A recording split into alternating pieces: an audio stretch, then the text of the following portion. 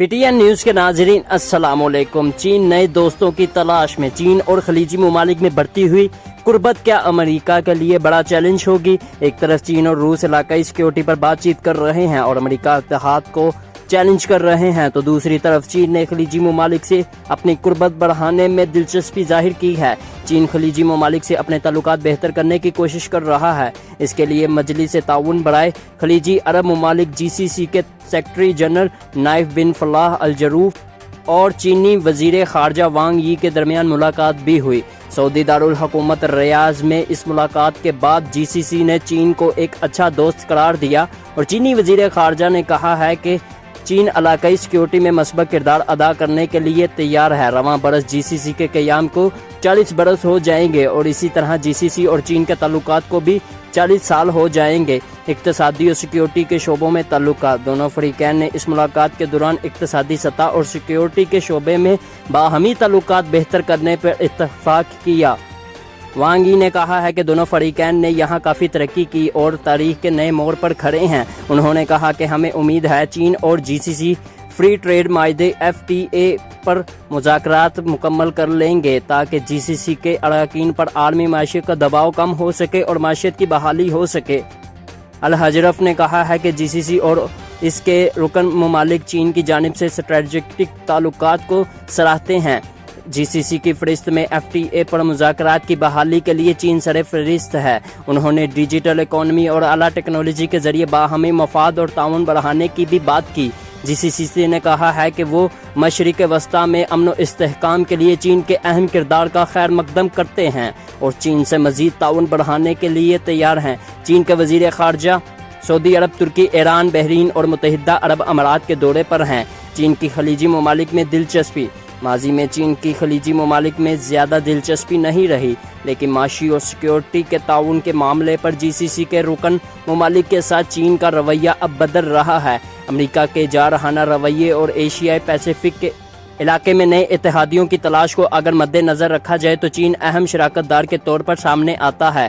GCC کیا ہے؟ GCC 6 ممالک کے درمیان تعاون کا اتحاد ہے جس میں سعودی عرب، متحدہ عرب امارات، کویت، قطر، بحرین اور عمان شامل ہے۔ یہ ریاض میں واقع ہے اور باہمی رابطے کے لیے اس کی بنیادی زبان عربی ہے۔ سن 1981 میں اسے سیاسی، معاشی، سماجی اور علاقائی تنظیم کے طور پر بنایا گیا تھا۔ اس کا مقصد ان 6 خلیجی ممالک کے درمیان روابط، اتحاد اور تعاون قائم کرنا تھا تاکہ مشترکہ فوج اور مشینری کا قیام ہو سکے۔ ان تمام ملکوں میں تیل کی پیداوار سب سے زیادہ ہے اور چین یا انڈیا جیسے ممالک کے لیے یہ توانائی کا بڑا ذخیرہ ہے۔ ایک طویل عرصے سے خلیجی ممالک پر امریکہ کا اثر و رسوخ رہا ہے۔ یہ ملک فوجی سیکیورٹی کے لیے امریکہ پر انحصار کرتے ہیں۔ اس صورتحال میں خلیجی ممالک میں چین کی دلچسپی کافی سوال کھڑے کر سکتی ہے۔ چین کی توانائی کی ضروریات۔ چین اور خلیجی ممالک کے تعلقات میں توانائی، انفراسٹرکچر، تجارت اور سرمایہ کاری نمایاں موضوع رہی ہے۔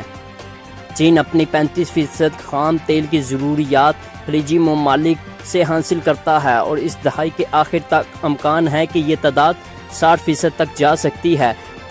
جواہر لال نہرو یونیورسٹی میں جنوبی ایشین مطالعے کے پروفیسر سنجے کے بھردوج کہتے ہیں کہ خلیجی ممالک میں چین کی دلچسپی کی 2 وجوہات ہیں۔ توانائی کی ضروریات کے علاوہ چین امریکہ کے اثر و رسوخ کو چیلنج کرنا چاہتا ہے۔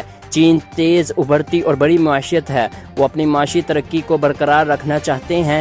اس کے لیے ان کی توانائی کی کچھ ضروریات ہیں۔ خلیجی ممالک توانائی سے بھرپور ہیں۔ اس صورتحال میں چین کی ان میں دلچسپی قدرتی عمل ہے۔ ان کا کہنا ہے کہ چین کا ون بیلٹ روڈ منصوبہ بھی اس کی ایک کڑی ہے جسے خلیجی ممالک کی حمایت حاصل ہوئی ہے۔ اس میں 2 طرح سے کاروبار ہو سکتا ہے۔ چینی کمپنیوں کی مصنوعات پوری دنیا میں پہنچ سکیں گی اور چین کی توانائی کی ضرورت بھی پوری ہوگی۔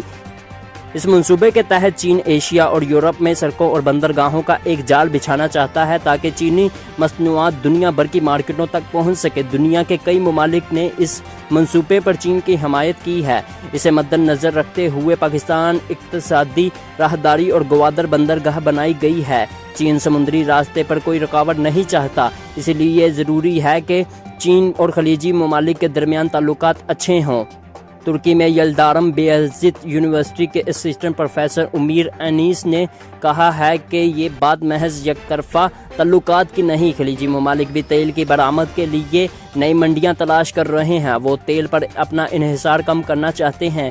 وہ انڈیا اور چین جیسے گنجان آباد ممالک کے ساتھ تجارتی سرگرمیاں بڑھانا چاہتے ہیں۔ ان ملکوں کے لیے تیل مسائل کھڑے کر رہا ہے۔ امریکہ جیسے ملک نے توانائی کے لیے خلیجی ممالک پر دار و مدار کم کر دیا ہے۔ کئی ممالک نے توانائی کے لیے تیل کے علاوہ دوسرے ذرائع کی طرف دیکھنا شروع کر دیا ہے۔ ان حالات میں خلیجی ممالک سیاحت اور دوسرے ملکوں میں سرمایہ کاری کے ذریعے اپنی معیشت کو مضبوط کرنا چاہتے ہیں۔ ان کا مزید کہنا ہے کہ وہ چین سے ٹیکنالوجی کے شعبے میں بھی تعاون بڑھا سکتے ہیں۔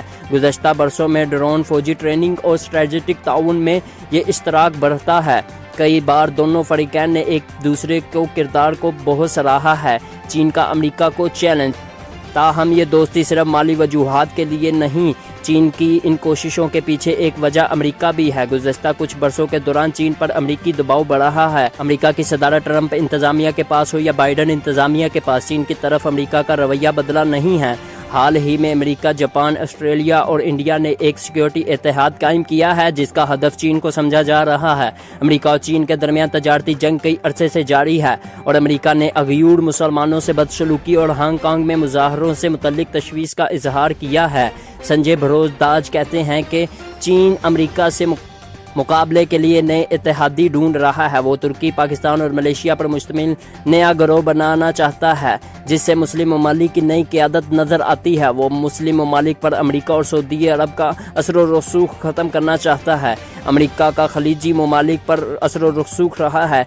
امریکہ انہیں فوجی سیکیورٹی فراہم کرتا ہے اور اس طرح وہاں کی اندرونی سیاست متاثر ہوتی ہے۔ اگر چین خلیجی ممالک اور دیگر مشرقی وسطی کے ملکوں کے ساتھ بات چیت کرتا ہے تو اس سے امریکہ کے لیے خطرے کی گھنٹی بج سکتی ہے۔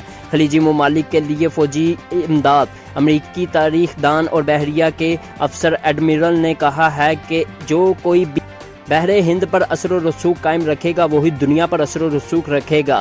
سنجے بھردواج نے اس بیان کے حوالہ دیتے ہوئے کہتے ہیں کہ چین سپر پاور بننے کی خواہش پوری کرنے کے لیے اپنے گرد اتحادیوں کو اکٹھا کر رہا ہے۔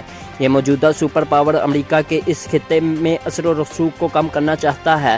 وہ کہتے ہیں کہ چین معاشی قوت کے ساتھ فوجی قوت کے طور پر ابھرا ہے۔ علاقائی سیکیورٹی جس کے بارے میں GCC کی میٹنگ میں بات ہوئی وہ کافی اہم ہے۔ تاحال سیکیورٹی کے لیے خلیجی ممالک صرف امریکہ پر انحصار کرتے ہیں لیکن چین کی شکل میں انہیں ایک دوسرا آپشن مل سکتا ہے۔ اگر چین ان سے سیکیورٹی تعاون کا آغاز کرتا ہے تو امریکہ کی بالادستی کو دھچکا لگے گا۔ تاہم امریکی دباؤ کے پیش نظر خلیجی ممالک کس حد تک چینی تعاون حاصل کر سکیں گے اور آیا چین امریکہ کا متبادل بن سکے گا؟ کمنٹ سیکشن میں اپنے خیالات کا لازمی اظہار کیجیے۔ دوستو ہمارے چینل کو سبسکرائب کر دیں تاکہ ہماری آنے والی ویڈیوز بر وقت آپ تک پہنچتی رہیں۔